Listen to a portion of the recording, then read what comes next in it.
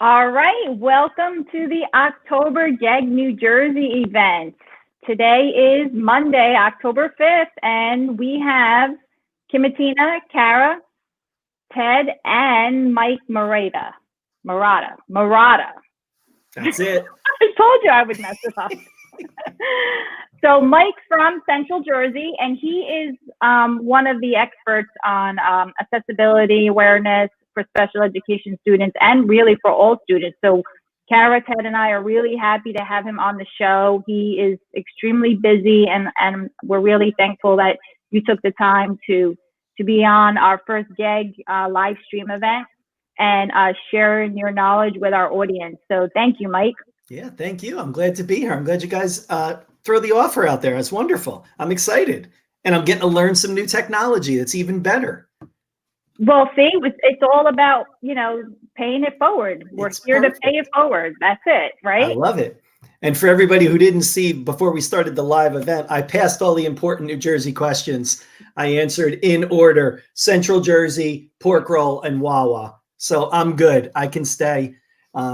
So I feel pretty happy about myself. The rest of the night's downhill at this point. It's fine. Well, you know what? Ted had to make sure that you were like. I respect that, so. Ted. I respect it. The coffee, no matter what hour it is, that was the final check.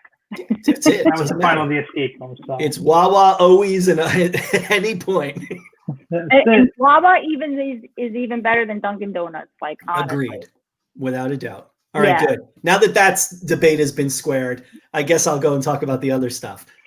Yeah. So tell us a little bit about you, and I know you for so many years, and I know like you're really focused on like accessibility and really special needs tools and ed tech for students and really for all students. So why don't you tell us a little bit about yourself, and then we'll get started, because I know it can really help people during remote teaching and remote learning.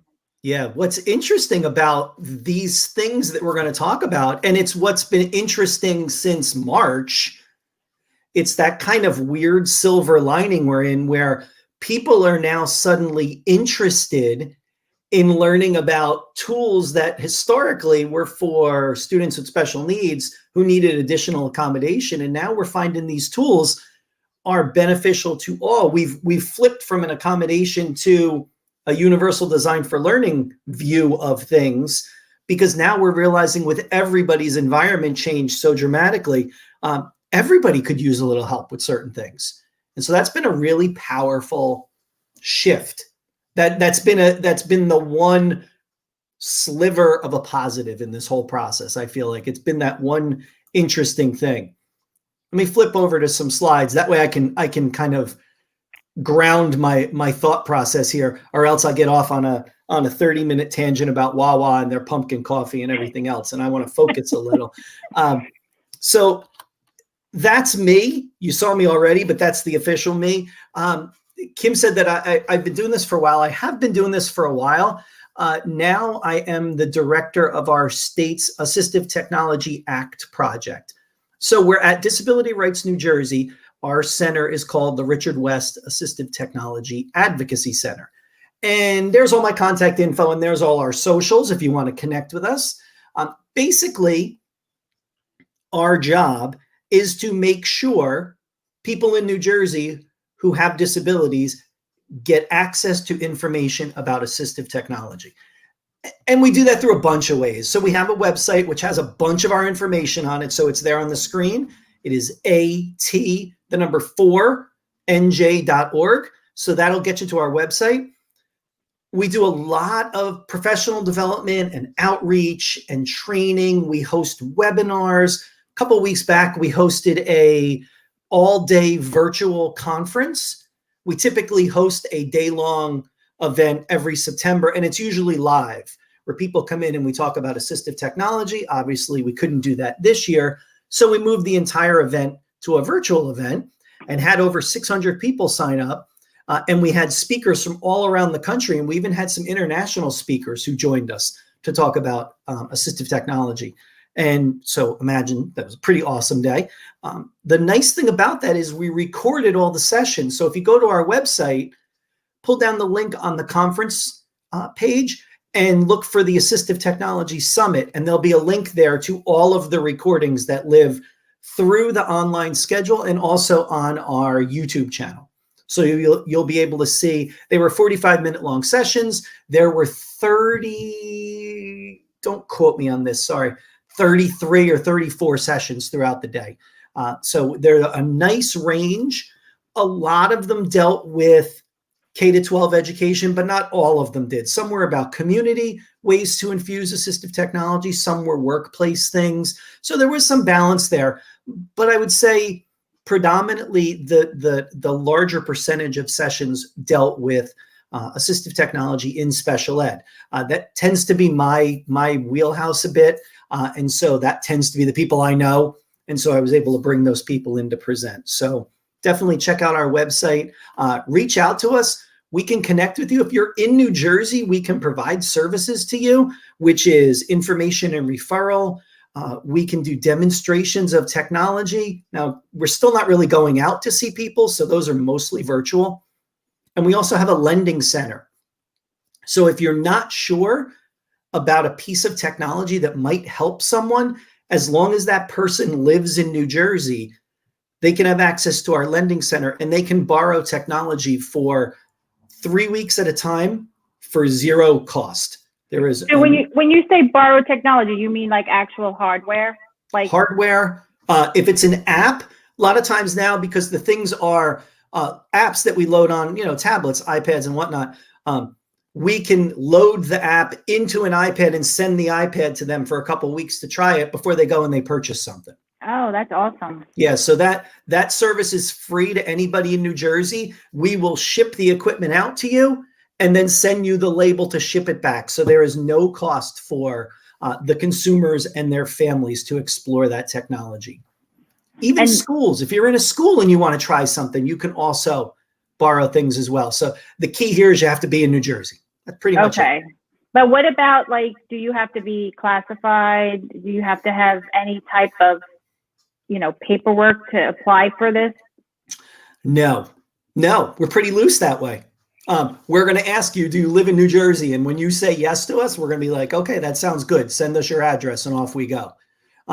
Because it's really, it goes beyond K-12. So it's not really about whether you're eligible or not. It's really about technology supports for anyone across the lifespan with a disability, birth to retirement age. And all the different tools that might be out there.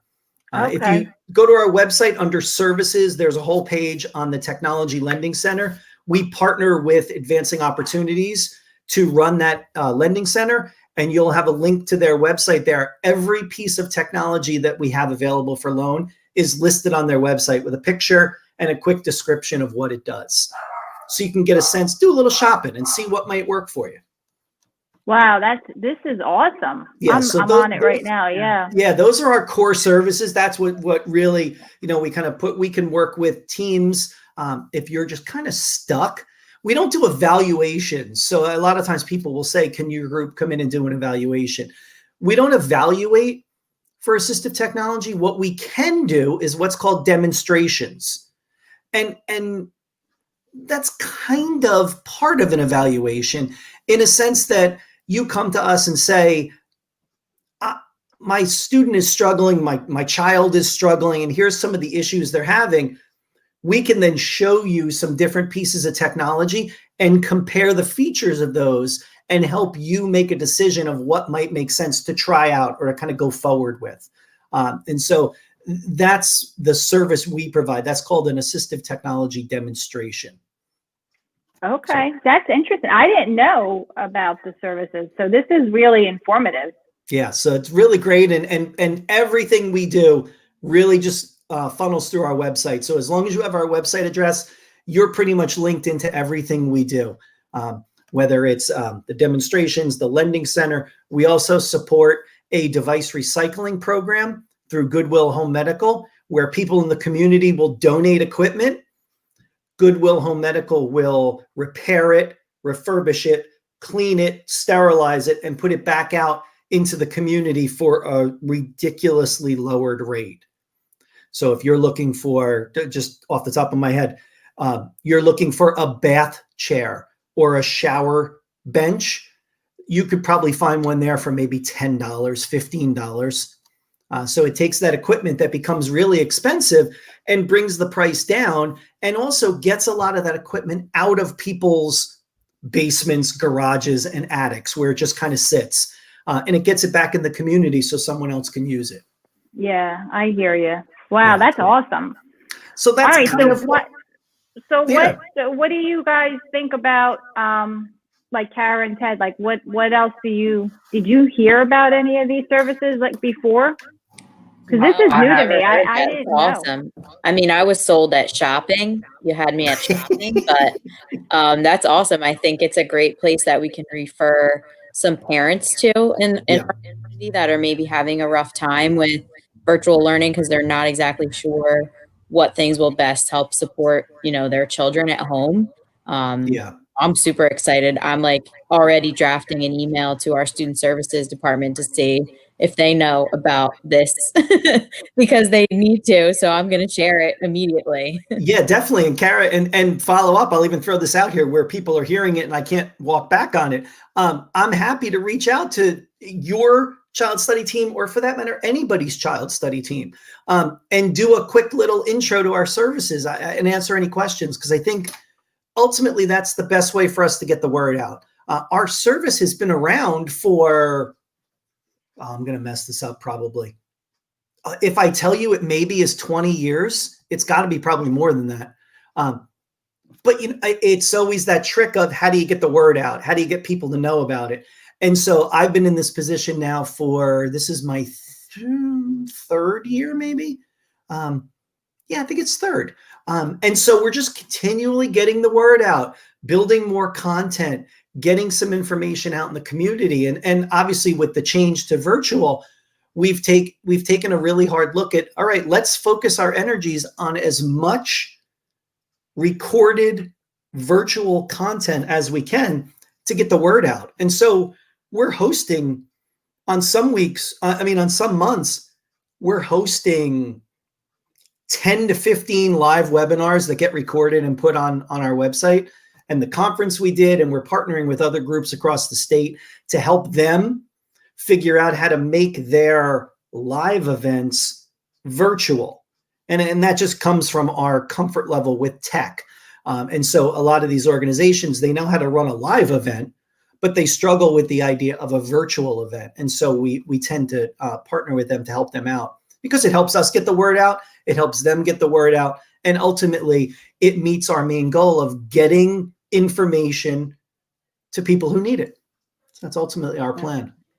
That's Mike. It's amazing. I'm watching you talk about this. I'm listening to everything you're saying, and I'm just picturing the whole process. Do you find a lot of times that it works best if students or parents are the ones who contact you first, or if the district puts them in touch with you first so they can kind of see what they need? Or do you find more that districts are the ones that reach out to you first on behalf of the students?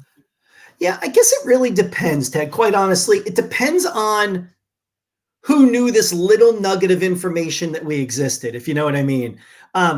And so we go to a lot of events where it's child study team members are there, and we try to get the word out. We also partner with organizations like SPAN, who is a statewide network of parents and family members, to get the word out. And so we try to hit people from both ends. I like to think we would talk to anyone about anything assistive technology.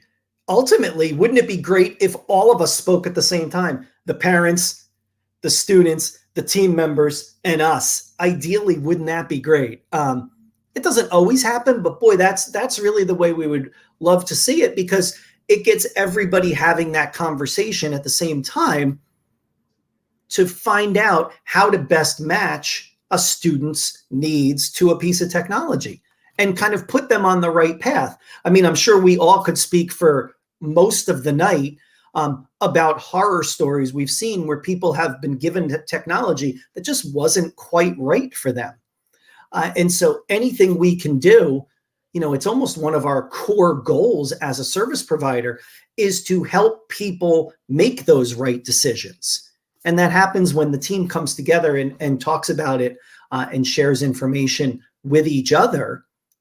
You know, I know sometimes, and I've been around special ed long enough to know, sometimes it becomes somewhat confrontational between the groups. And I would like to look at this as a way to kind of bridge that and say, I understand what you're saying, and I understand what you're saying, and I understand what the student needs. Now let's match them all together and figure out what we can do here. Because you guys know the things I'm going to show you for the rest of my time, however long I go for, most of these things are probably free. So it's not like we're talking about things that are really expensive anymore. We're talking about things in the context of what we're going to talk about tonight that run on a Chromebook. We're talking about things that are Chrome browser extensions, many of them free, others really, in my mind, what I would consider inexpensive.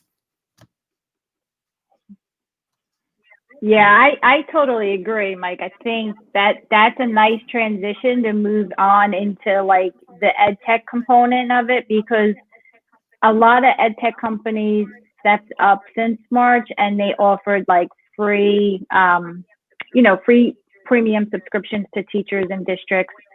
And when we went back to school, many of those had expired, and a lot of those tools targeted like accessibility, and it was great for all students, and so now districts are purchasing those licenses for a certain amount of people to use, and they're really beneficial. I mean, like you said, it's not a lot of money, but Right.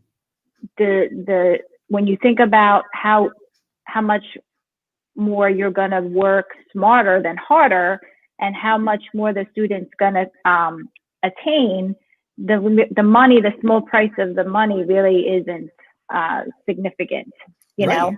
I mean, you think about this idea, Kim, of taking something, even if it's a Chrome extension that you have to purchase for the year, and even if it's $100, look at that in the bigger context of spending for technology and the way we used to spend. And what's interesting, and I've had this conversation with special ed directors where they will say, well, I don't do subscriptions.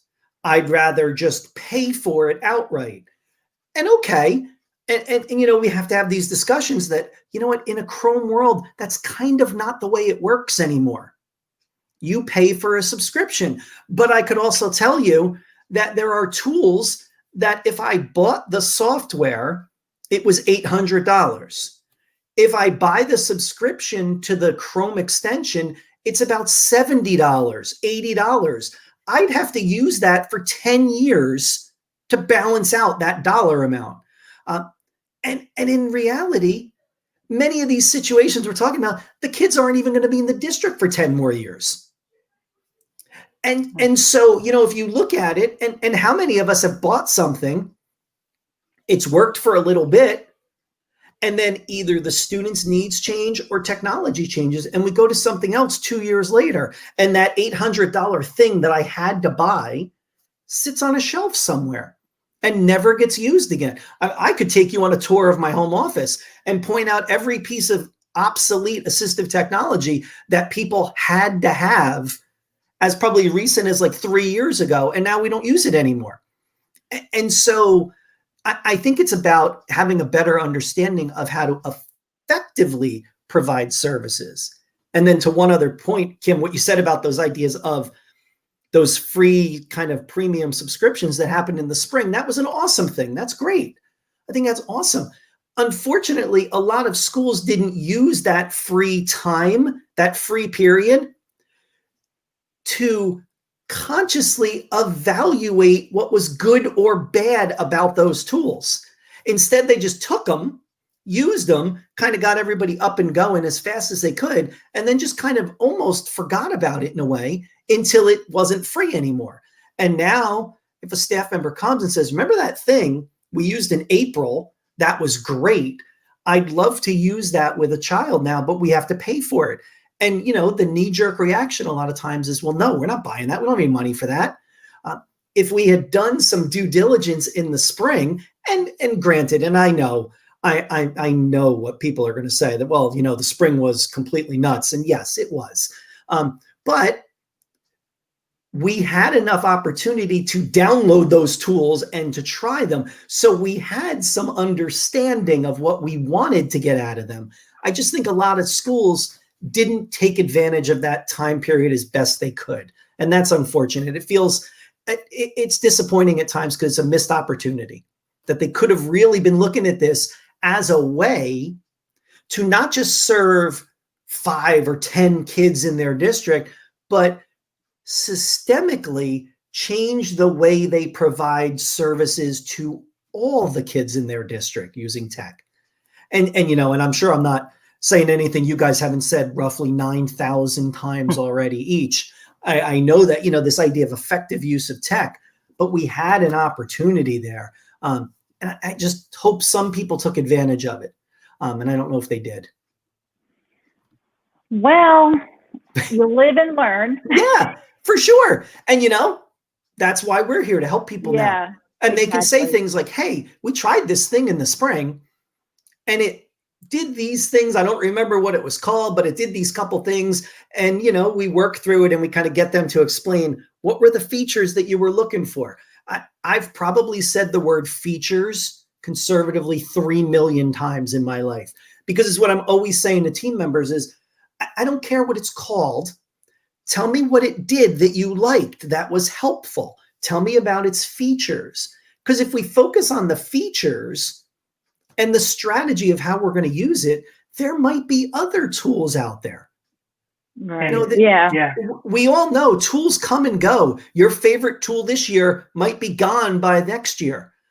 Your favorite tool this year might suddenly have a cost by next year and you can't use it anymore. Whatever might happen. But features stay. And for every tool that disappears, there's another one that has similar features out there. And that's where your organization and what you're doing tonight is going to be great, to be able to show some people, especially if they didn't have the opportunity in their district to be able to show, to test this out. At least they still have you kicking the tires. So I know a lot of people were looking forward to, what you had to say tonight and some of the features that you were going to be talking about. If anything runs on a Commodore 64, Mike, I'll fire mine up because I've got some old equipment like you do there. But short of that, I'll let you take it away and show us some of the features too. Perfect. Yeah, don't let me go up into my attic and search mine out and come hook it up, because that's the last thing my wife wants to see come into my office. So you and me both. You and me both. Let me talk about them a little bit. And I don't know how long we'll go for. I don't know how far I'll get, but here's the link to the slides. So everything I show you guys tonight, there's the link to get the slides. It's bit.ly/MMATP-GEG NJ20. All the slides are there because I took a lot of the stuff I was telling Kim and everybody else before we started. I planned for an hour and then I pared it down to just kind of the core stuff I wanted to talk about. But every one of those other slides, instead of deleting them, I just dumped them at the back end. So the resources are there, the links to the tools are there, so everything still lives at the back end. So you guys will have access to this. I won't take the slides down. I won't delete the deck. It'll just stay up. So feel free, if someone wants to look at this later and you want to share the link with them, share it, because the slides will still be there. I'm going to put it on our website, Mike. So perfect. Yeah, that's great. Yeah. Please. I meant to tweet it out before we started and I totally forgot. So yes, please put it on the website. I'll tweet it out also, so it's out there, so people can get this. Don't you worry. The people who are, if they're on this call now or they're looking at the video of this call, chances are they're checking Twitter all the time. So you're not going to miss it for the next cycle anyway. So. Yeah, we'll throw it out there. We'll get it to anybody. I think this information is important for people to have, so I'll throw it out there as many ways as I can. So here's my thought. I had 3 big things I want to talk about. I had 30-ish minutes. We've already blown through 23 of them. So let's see what happens. I really wanted to talk a little bit about the built-in accessibility of the Chrome OS. I wanted to touch on just 2 things in the Google Suite really fast. And then I'll run through some extensions and apps that I think are really powerful as we go forward. Again, if you're looking at the slides afterwards, anything in the slide that is either an app or an extension or some other resource, it is linked to the picture. So just click the pictures and it'll take you to the link out on the web. And I mentioned it before, and I'll bring us back one more time to this concept of universal design for learning. I believe this is our path in when we start talking about effectively using technology, not as a specific accommodation for a student that is struggling, equally as important, by the way. I'm not discounting that by a long shot. But instead, I'm looking at the tools that are out there and what is the bigger solution that we could put this tool to work for, to help with engagement of students, to help with representation of information, and then finally help them with their own expression. How do they show they know what we're asking them? And so that action and expression. So everything I talk about has this kind of almost two sides of the same coin. It can be an AT tool, but it can also be a UDL tool. It all depends on how it's applied and how you look at it for your population that you're talking about. So we'll start with some built-in accessibility features. I can't believe I just did the same thing the little Bitmoji did, but it caught me and I did the same little thing with my fingers there. That's too bad. Your built-in accessibility features, the best thing you can do is just turn them on. Just turn them on. If the kids can't get to the settings menu, and that's fine. I feel every IT person's pain. I get it. I get it. And they sometimes think we're at odds with them because I always want to install other stuff. And an IT person wants to kind of slow that roll a bit. And I get that. That's okay. But if you turn it on to where our kids can get them right from their system menu and go right into accessibility and start accessing these settings independently, you've done 3/4 of the work already. Because we all know if something is there and clickable, they're going to click and they're going to play and they're going to find it. And the things that work for them, they're going to continue to use. The things that don't work and don't become funny after another 15 minutes, they will stop using. But thinking about turning these on so they have access to them. We're not going to go through all of them, but I'm going to touch on a couple that if you know these couple of them, you're going to go a long way to helping support your students. And they might be ones you already know. And if you do, what I always say to people when I talk about built-in accessibility, after I show them to you, you now have a job to show it to at least one other person. That's the way we're going to get this out there. This idea of using effectively using built-in accessibility features. I'm turning my captions back on. I have two different windows open, so if I flip around, the captions will stay on. So the first one that I think is really important to know is, let me go back to it so I can show it to you, select to speak. The two I'm going to show you are actually two of the newer accessibility features, but they are two of the most powerful ones, and they are two of the ones that we can use most widely to support students. And that is the ability to have text to speech, which is what this one does. I have text on the screen. I click the little speaker, I highlight the text, and guess what? It reads the text out loud to me. Technology for every IEP or 504 plans, but do they have the knowledge and resources to effectively do so? So it normally highlights as it goes also. Something about projecting it, I noticed when you connect it to something and I'm showing my screen, it gets all kind of weirded out. So the highlight went really fast.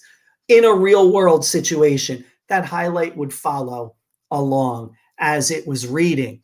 But that's built in. Are there extensions that do that? Sure. There's things that are free. There's things that you can pay for. They do the same thing. But if the student just needs the ability to hear text read out loud, you have that in your Chromebook already. You don't have to buy anything and you don't have to install anything. All you have to do is turn it on. That's the beauty of accessibility features. These things are already there. They're like hidden gems. They are hidden gems. You're so right, Kim. That's exactly what they are.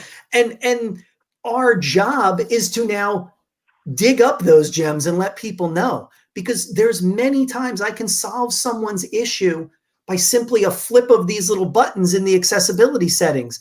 And suddenly these things are on and they're ready to go. And you don't have to do anything else. And like anything else in Chrome, you put it on, it's going to stay on every time you log in. It's going to be there. This little speaker on the bottom where my cursor is now will always be there when I log in. It's always going to follow me. And so keeping And- those and I think, things too- active are huge. Go ahead, Ted. No, I'm sorry, Mike. And I was going to say, yeah, that's really important because I think, especially working in a Google environment, people are so used to, looking for the next extension, right? That's why they don't even think to look down at that panel unless they want to check the battery or they're watching. Yeah, it's so true. And I mean, and here I am, I'm about to say this, but then you're going to look at my screen and you're going to say, well, why don't you do what you say? But you shouldn't be a collector of extensions. All right. And now take a pause and look at my extensions and okay. And I could show you every other extension I have.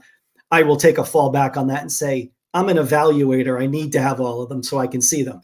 But in reality, how many do you need? And if you don't need them, it's okay to delete them. Get rid of them. That's it. Clean them up. If you find that it's not doing anything for you, there's nothing that says you can't just delete it and move on. The extension's not going to be upset. Your Chromebook's not going to be upset. You're going to be thrilled because it's less stuff to navigate through. So thinking about these, whether it's text to speech or speech to text. I mean, we've all seen voice typing in Google Docs, so that is certainly not anything new. The struggle has been sometimes, what do I do for the work outside of Google Docs? And that was the struggle. A lot of times our solution is to have a student dictate into Docs, copy the text, and paste it somewhere. Again, that's fine.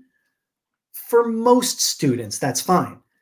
I work with quite a few students that the minute I tell them, and I add that couple other steps, and they're like, now you're going to cut that text and you're going to open another window and you're going to put your cursor there and you're going to paste the text and then you're going to go back to Docs and you're going to do it all again. I've lost them about 7 steps back. It's just too many steps.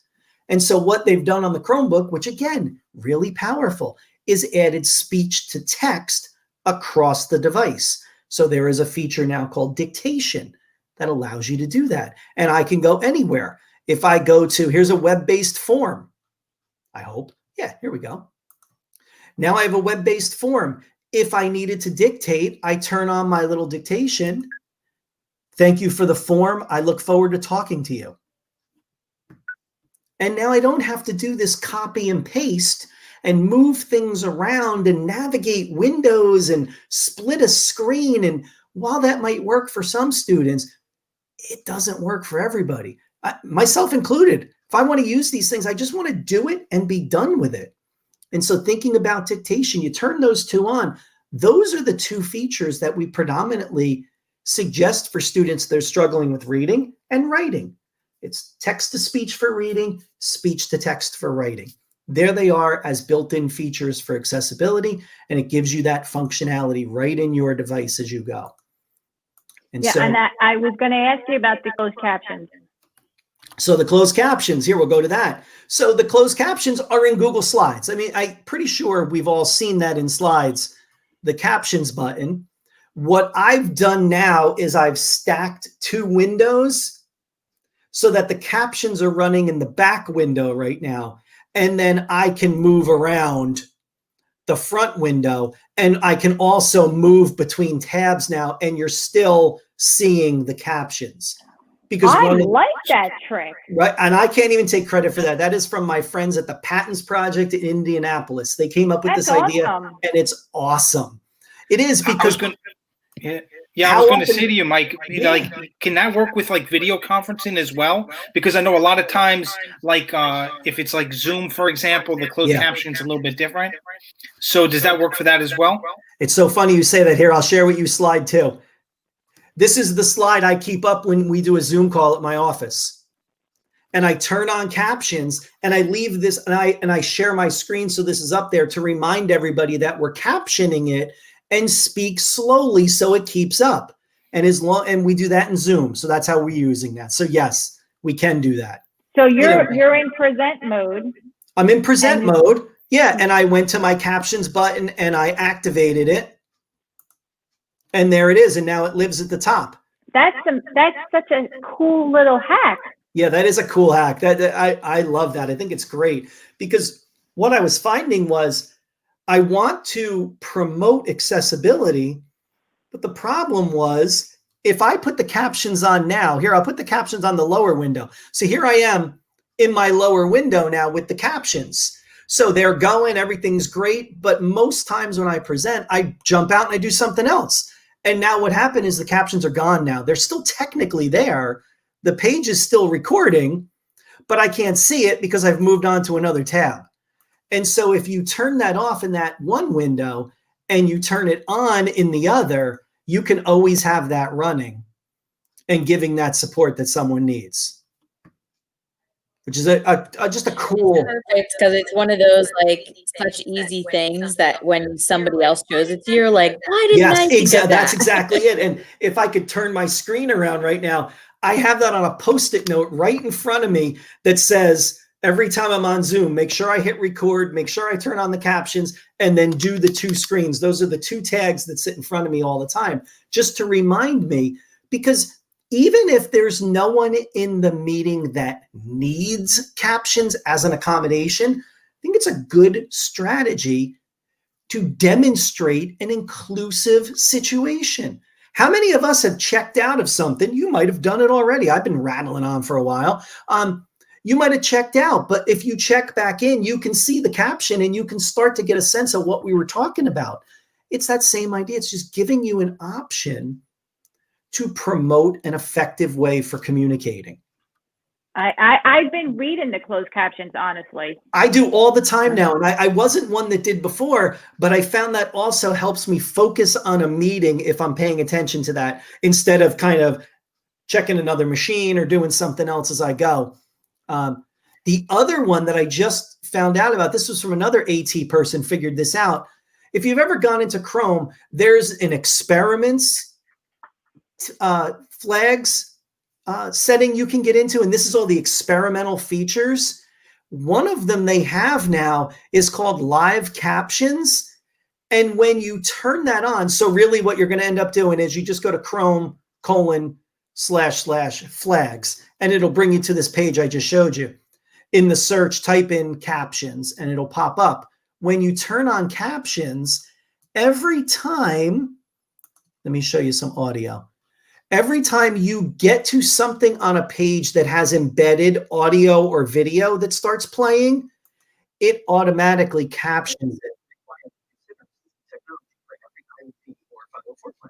But do they have the knowledge and resources to effectively do so? So you think about that, that's part of Chrome now. So what I can do, think about it, you're on Twitter and you're scrolling through and there's a video clip in there and the video clip starts playing. Even if you have your sound off, it will show you the caption for it because it's playing already. And so this is for audio, video, anything that's embedded on a website that has media in it, it will automatically caption this, which is super cool. I've been playing with this one for a few days now. This is awesome. I love this.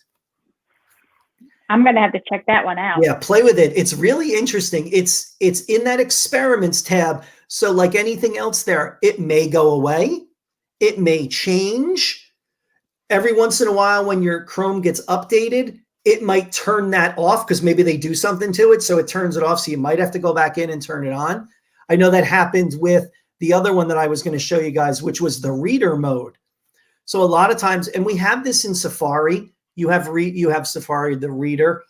We have things like Mercury Reader, and basically their design is to strip out stuff on a page. Here's a page. It's got what I'll affectionately call a ton of nonsense on it. It's got columns and pictures and boxes and links and everything else that is basically taking me away from the article that I might have sent a student here to look at. So we want to try to reduce the clutter on the page. One of the experiments in Chrome now is a reader mode, and it puts this little icon in your URL bar. And when I click it, all that stuff goes away. And all I have is the text of the article. And if I click the little A button, I also get the ability to change it. I can change the font size. I can change the font style. I can change the color of the background. This is now built into the browser. So again, it's an experimental feature now, But like anything else, what I like about these is it's showing you where they're going next. Every feature we see starts as one of these experimental features, and then it gets worked out, and then they drop it in. And so those are the kind of things that can be really powerful that are built in. All we need to do is turn them on and let the students know how to get to them so they can customize the experience to whatever they need as they go forward. Well, that you're like a, you know, you have so much to offer. I can't believe it. I never even heard of the reader mode in Chrome Experiment. Yeah. I'm tweeting out as you're explaining it because Awesome. I can kind of like comprehend everything. It's. I mean, I used to use Mercury Reader. Yeah, and I would use Mercury Reader too a lot of times. What's interesting about Mercury Reader, if you're not familiar with it, it does that same thing. So it takes all the info and it strips it out and just gives you the text. What I find with Mercury Reader, it's technically layering another window on top of what you're sitting on. So if the website's there, it's dropped another window on top of it, which means that any of the assistive tools we help to use to read won't see the text that's in front of it anymore. So you lose that functionality because a lot of times what you're going to want to do is pair this with something else to read it. So now here I am as text. Now I go into my reader. As far as worries about contracting COVID-19, And I read it. And so I'm able to do that with Mercury Reader. You couldn't, it wouldn't see that as text. It would be basically a picture and it would ignore it. It wouldn't see the text there. And so that gives us a nice way to, again, layer some supports on. I need my visual space clear and I need to have it read out loud. I'm going to try to find a way to put them together. And those are some ways to do it. And again, guess what? We still haven't left the Chrome OS. We haven't installed anything. We've turned some things on, but we haven't installed anything. So when you think about just, if you're looking at this as only a cost issue, you've spent zero at this point. And that's incredibly powerful. Those are the kind of things that when I go to decision makers and I say to them, no, let's not buy anything yet. You don't even really know what you need if you were going to buy something yet. Why don't we try some of these? One of my favorite statements in built-in accessibility features is use them until you can't use them anymore. Use them until the features no longer meet your needs, and then go look for something else. And we've all been there. You say, you know, it's every time you say to yourself, I wish it did. That's your moment you go out and find something else. It's your I wish it did moment. Until you get to that, you're good with whatever was there. Why put more stuff on there? I've had staff and parents reach out to me and say, what's the newest thing? I want to get it. And my first question to them is why? What's happening that you need that? And if they say nothing, a student's need is being met now, then there's nothing else to look at. You know, and if they say, well, I want you to show me the newest stuff, and I will again say, why? These tools, they are answering a why. They're answering there's a reason we look towards them, not to collect them, not to make sure I get something that costs money, because I'm sure we've all been there too. You pay for something and it's not nearly as good as you thought it was going to be. So why not wait on that? Try this. It's a whole lot easier to go back to an administrator and say, hey, I tried the built-in and I've been using it with this student for a couple of weeks and it's been working until we had this assignment and it doesn't work with this. And here's what we need to do. People are much more likely to buy you something at that point. I would buy you something at that point. If you came to me as the director of our program and you laid it out that way, I'd put the requisition through and buy it for you because you demonstrated that you tried something first and you used it effectively until you couldn't anymore. And that's the way we should go through it. We can't just collect stuff for the sake of collecting stuff. It's not about filling your iPad with as many apps as you can get in there. It's not about getting your Chrome extensions to span the entire URL bar. It's not about that, because if you don't use 3/4 of them, why do you even have them? It's just wasted energy. So let me ask you a question real quick, Mike. Yeah. Like I've heard of Chrome experiments before, but I never went into the Chrome flags. Yeah. So is that specific for a user, or can that be pushed out to user accounts through the admin console? Boy, that's a great question. I have no idea. Because now you're trying to have students, older students can handle this, but Yeah. younger students virtually doing this, I wouldn't really feel comfortable with that. I agree. And I'm Kim, because I'm not a Google administrator, I don't know the ins and outs of it, but that's such a good question. I wonder, I mean, I don't even have a guess, to tell you the truth. I just jumped into my work account to see if I could access it or if it was like blocked or turned off. And I was able to get into it, but I also don't know like if I'm in a special OU or if I have special rights that you know, like a student or a regular teacher wouldn't have access to what I have. So I'm not sure. I'll have to like go into a different account maybe tomorrow and see if I can get in. Yeah, that's what I would do, Kara. I would probably I know personally what I would do is the very next kid I worked with virtually, I would have them share their screen and I would walk them through just to see what it looked like. Because I have no sense of how you do that. You're right, because I'm on my own personal Gmail account now. So I'm the master of my own Gmail domain here. Good question. We're echoing. I don't know why we're echoing. And I just turned down my sound. I thought maybe my volume was up a little bit. I had put it up so you guys could hear it talking. There. But yeah, it would be interesting to see if that would be able to be pushed out. Yeah. And please let me know when you find out, because I would love to know that, because that's going to naturally be the next question somebody asks me. So I'm definitely going to need to know that. Is what does this look like from the admin side versus the user side? Well, I can dig a little bit, but I wouldn't even know where to look. But I'll look and see, and I'll let you know. Yeah, I wonder if you would open it up in a user group. Like I don't even know how you would do that. I don't know. It's got to be something to do with probably like, under like your management. Chrome settings somewhere. I don't even know. Yeah, because it's technically a Chrome OS setting. So I don't even know where it would live. I don't know. Yeah. I'm looking to you guys for that. You're my experts. That's what you guys know. Well, we'll let you know. We'll dig in. Awesome. We'll figure it out. Cool. Us between the three of us, we'll team up and figure something out and get back to you. Yeah, I would love to know that for sure.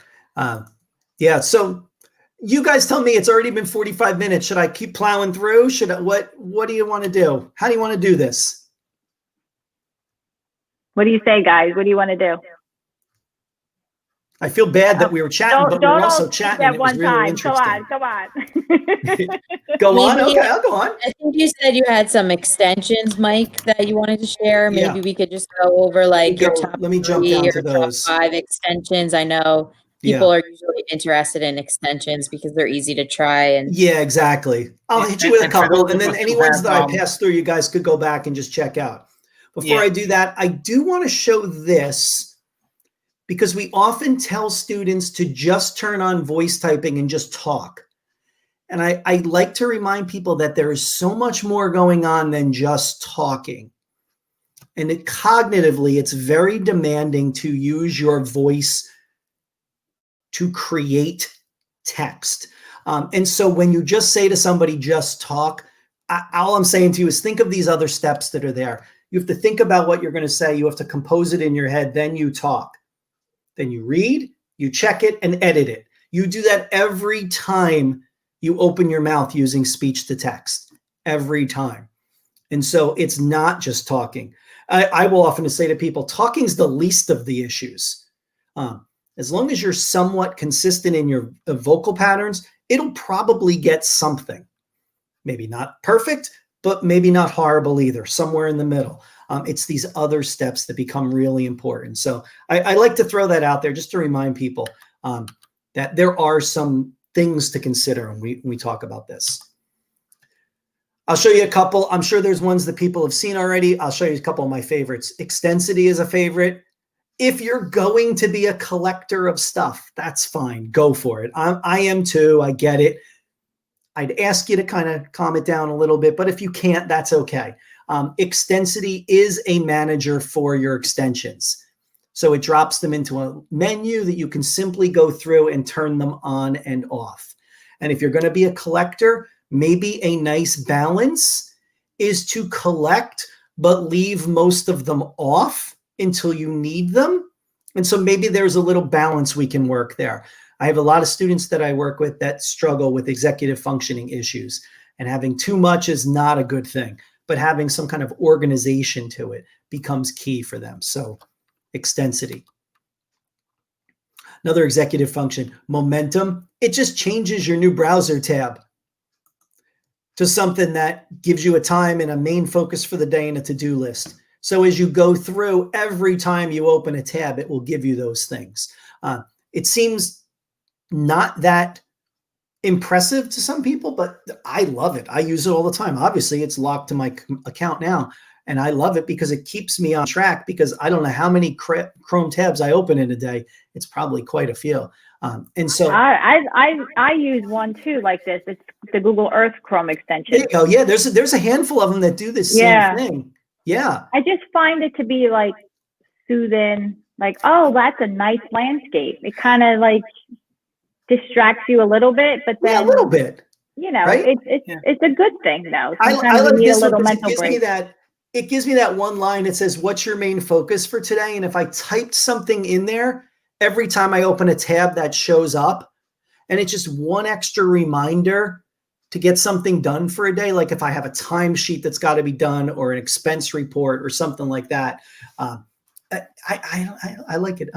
I'm a simple guy. I like when my computer knows my name and it says good morning to me. I like that. I don't know. And Mike, there's 100 places to see the time, and yet somehow my eye got drawn to the time on that app. Isn't that true? I mean, yeah, if any number of ways to do it, but yeah, that seems to be the way to go. And I'm a sucker for a landscape like Kim, so I'm all for it. I think that's good stuff. If you're looking for a tool, and so I'll show you a couple. I'll think of a couple that are kind of broad in their scope. This is one that's been really nice that came out fairly recently, called Helper Bird. And this has a free component and a pay component. It also has reading supports and writing supports. And I have to tell you, even the free version of it does a lot, and it's really nice. It gives text to speech. It changes the color of the screens. It adjusts line spacing. It does immersive reader. So if you know that from the Microsoft products, where it allows you to change, excuse me, the background and the spacing and the font style and all that other stuff. It has immersive reader built into it. The premium options are pretty fantastic. But if you don't want to pay for that, the free does get you pretty far. So again, when I start thinking about the text to speech is good, that's built into Chrome, but what if I want to adjust the colors on the screen too in addition? What if I want to put a little translation support in there? Then I start looking for those other features. And those are all part of the free on Helper Bird. I know a lot of people know Text Help, their read and write tool. I just like to show it because if you're a teacher, you can get the premium subscription for free. The students get the basic subscription for free. You get the whole thing for 30 days, but if you don't pay for it, most of the features disappear. The features that stay after your free period are the text-to-speech features, which are really good. So if you're looking for quality text-to-speech with dual color highlighting, I'll go back to those features again. What makes it different? Dual color, the sentence in one color, the word in a separate color. That's in there as a feature, even in the free version. And if you go to the Text Help website, the link is here, but if you go to their website and fill in your information, they will activate your account and give it to you free for a year. And then you know what? When your year's up, fill the form out again and they'll re-up it for another year. And then maybe do it one more time. I don't know. Maybe. We'll see. I mentioned Immersive Reader. There is a Chrome extension that does give you the Immersive Reader features in Chrome, It's unofficial, as it says. It's called Use Immersive Reader on Websites Unofficial. Okay, but if you install it, it gives you the ability to highlight some text. Get rid of that. I'm going to right click on it, and there's an option that says help me read this. It's going to convert that text to Immersive Reader and give me the reading support. So it gives me that. It gives me the ability to adjust the way that the text looks. It allows me to identify the parts of speech with color, which I don't know of any other tool that does this. This is amazing. This is great. It breaks words into syllables. If you need that kind of reading support, which some of our students do, it does that. And it also gives you line focus. I'll turn that off. It gives me a picture dictionary. So I click on the word technology and it shows up with pictures and gives me the words that go with it. And then also it gives me translation. So I translate that entire passage to Arabic. It will read it.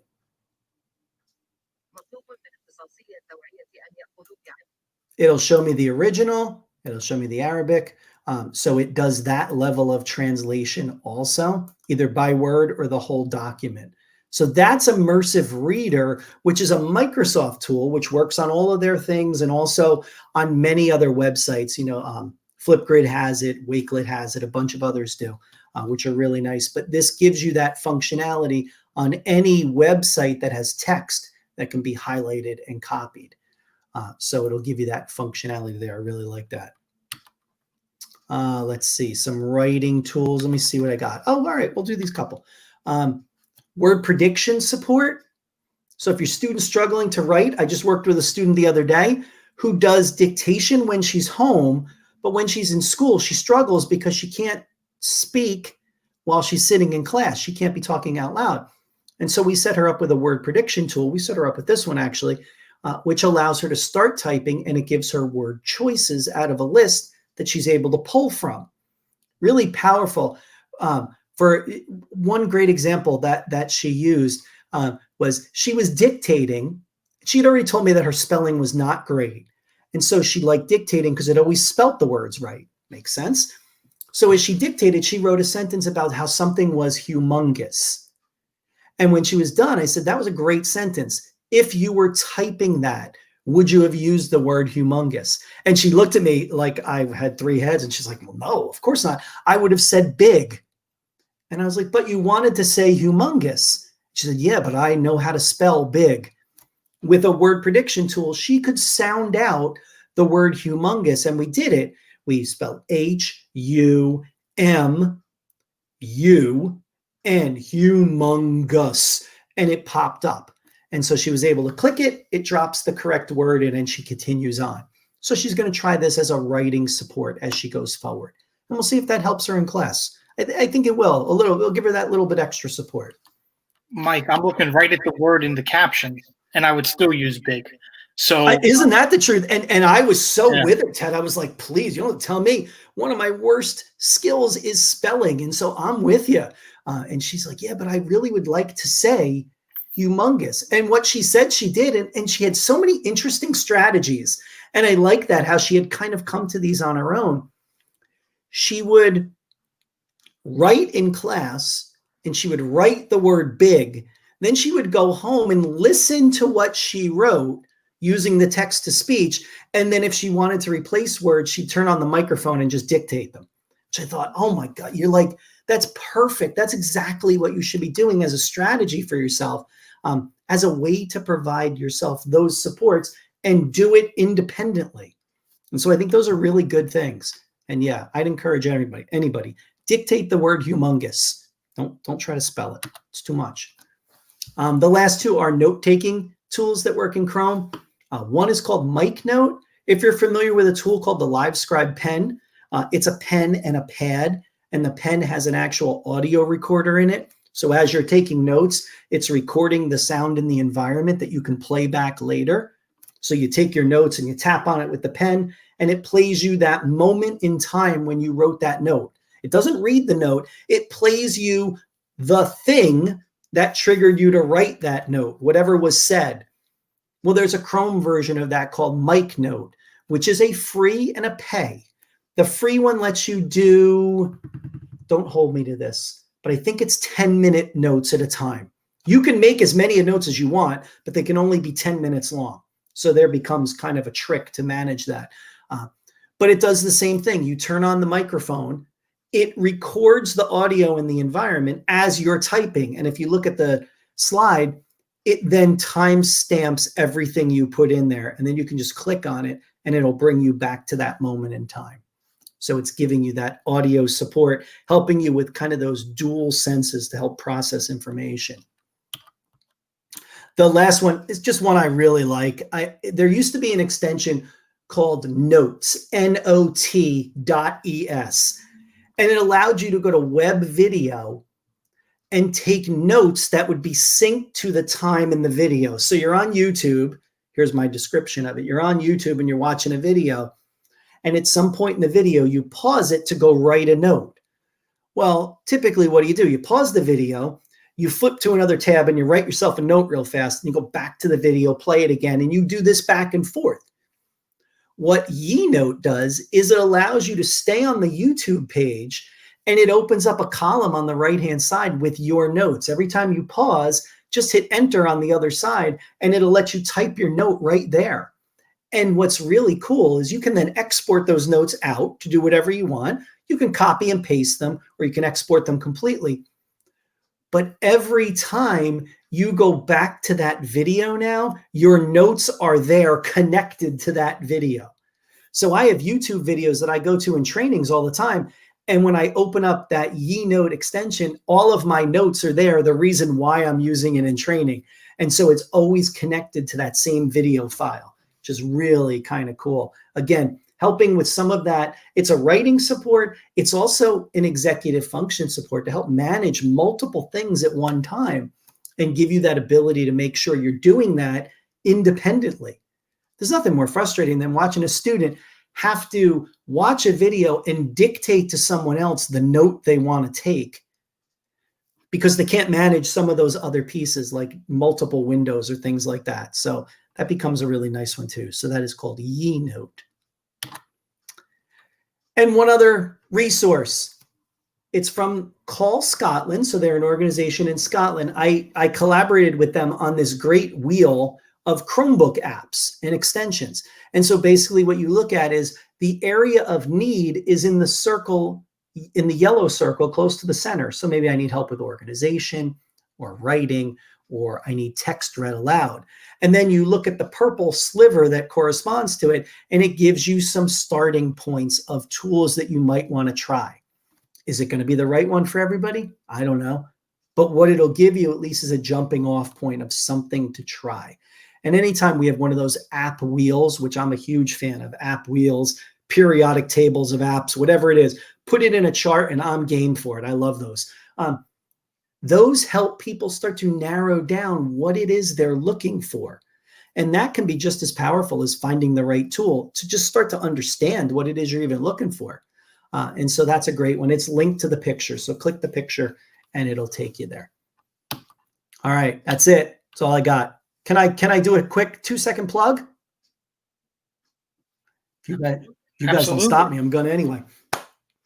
If that whets your appetite for assistive technology, I've partnered with a colleague, Jennifer Savage, and we're putting together a 4-month virtual assistive technology and universal design for learning course. It's called Spreading the Word About AT and UDL, and the link is there on the website. It's atudl.com, and the class is starting in December. So if you're interested or you know somebody who might be interested to get a little deeper in this, and also look for not just ways to build your own expertise about tools that are out there, but really a lot of what we talk about is making sure your services that you deliver in your district are effective to meet the needs of all the students, whether it's from an assistive technology standpoint or a universal design for learning standpoint. So atudl.com. Thank you for the plug.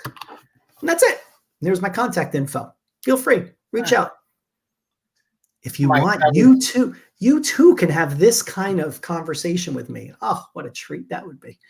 That was completely awesome, Mike. And if anybody earned the plug at the end, it's definitely you. So, and one of my colleagues from Franklin is in the chat here. So we write Tech Tuesday tips every week, and like I've lost all of mine now. I still have to write one up, but she's got hers for the next 2 months. So I'm sure I'll be hearing about that in a meeting tomorrow. Awesome. Anytime I can help somebody get their work done, I'm for it. That's great. Good. There you go. Thank you, Mike. Yeah, thank you. Mike, this was awesome. I've learned so much just from this 1 hour, event. It was so informative. As you're speaking, I'm like tweeting everything out, tagging everybody. So at least like we have like a reference to it, but I'm gonna put it on the website, and if you wouldn't mind being a guest on the Sweet Talk Kim, and going over this, yeah, I've been there. Would be awesome. I was there once. I'm game. I'll come back. I'm all for it. This was great. I mean, I really learned a lot. Pleasure. Thank you for being on tonight. I'm sorry we went for an hour, but I'm not really sorry because it was good stuff to share with people. So hopefully people hung with us and they'll watch the video later and pick up something. I always like to say every time I go somewhere, I want a nugget. I just want something that I didn't know before that I can then turn around and share with someone else. So hopefully I gave you a nugget of something today. And if you didn't get a nugget, email me and I'll send you a nugget, your own special nugget of info. I'm a huge fan of those like lesser known Google secrets too. And I love that you shared the flags. I'm definitely I was researching it. I was reading the enterprise admin page already, trying to figure it out. So I'm a little nervous to start changing all of my experimental things on my browser, but I'll start my personal account so that if I mess it up, I can at least put it back. My work account. Well, we just lost Mike. Well, we were echoing, God, where'd he go? So I thought he was sharing a screen. So I thought that if I just kicked his share screen out, it would just kick the one instance of out, but it kicked him all out. Sorry, Mike. We're sorry. Is this now how we advertise for all our guests? You come and give us a ton of great information, and at the very end, before you say goodbye, we kick you out? We've got a 30-second plug and you're gone. That's it. We give you the chop. Maybe he'll come back. He might come back. I hope This will be awesome, though, to share on our website and stuff, too. I hope anybody who came to stop by tonight got a little something out of it. I know it's hard to stare at a computer for another hour once you've probably been looking at a computer all day long. He's messaging on Twitter right now. Going off all around me. I'm telling Mike to come back on. Let's see. Okay, good. We can say goodbye to him. Yeah, I'm definitely going to check out. There's a lot of webinars on his YouTube channel too. They have a YouTube channel for, I guess, their organization. So they've got a lot of videos too. I guess it's their old webinars that they had. So these are awesome. Yeah, and it really is amazing, how many people don't know about those resources for free, whether they be parents, teachers, students, and it's just, I'm watching this and I'm going, wait, you can send me a device for 2 weeks, you can do this, you can do that, and and as the year goes on, people get caught up with stuff, so it's nice that the Mike is so accessible. He's willing to talk about it. He's passionate about it. So to be able to, anybody who's out there who's this is great, but I can't do it right now. I got SGOs coming up. I got parent teacher conferences coming up, make a note. And Mike seems, like I said, very accessible to want to talk about. He's so accessible. He actually came back now that I did. I pulled myself away. I said to my wife, I said, I could take a hint from the internet. If it just tells me I'm done, I'm done. No, that was my fault. Honestly, okay. I have to take responsibility because we were all echoing. So I thought that if I kicked your share screen out of the event, it would have just took that out, but it kicked you all out. So I apologize. It's tech. What are you going to do? It happens. Nothing. You just roll with it. That's right. Exactly. You log back in and you keep going. It's fine. No, this was awesome, Mike. Really, I mean, I learned a lot. I'm glad that you took the time to come on, and hopefully, like you said, some people were watching and got a little nugget of what you were saying, because it was really informative and great information. And your website and resources will be shared on our webpage as well. So, and in our Facebook group and our Google group. So, we'll put it out there for you too. Love it. Very cool. I was happy to do it. I'm happy to pop back on in the future if we want to chat some more. Sounds good. Definitely. I'll be in touch. All right, Yeah, we'll have to have our Jersey chat again. Yeah. We'll just YouTube live that, just the four of us, Jersey talking. Maybe we can invite Leslie from Down Under, and she can tell us a little bit about her experience, and we can compare. I like this. Yeah, I like don't know where this is what's going. going on there, but Expo in New Jersey or something. So I like what's we can happening. I see maybe a live stream from 4 different Wawas in our future. That's what I'm saying. do it. And that's just me driving by them. I That's mean, not that was even- just, I was actually going to hit 4, but that's cool. We can Right, all hit there you 4. go. It's okay. There you go. yeah, we'll have to invite, the out-of-towners, the out-of-staters, the people that are out of our country back into our GEG New Jersey live stream, and So they then can give them a recognize taste of they're what we're missing. about. Yeah, right? All right. Well, I'm glad I got to All right, officially guys. say goodbye. I was like, Yeah, oh no, thanks I for guess I'm coming, going to Mike, text them. and Yeah. glad you were able to come back. Yeah. Thanks, Mike. Thank you Take guys. care. Take care, everybody. See Thank you, everyone. everybody.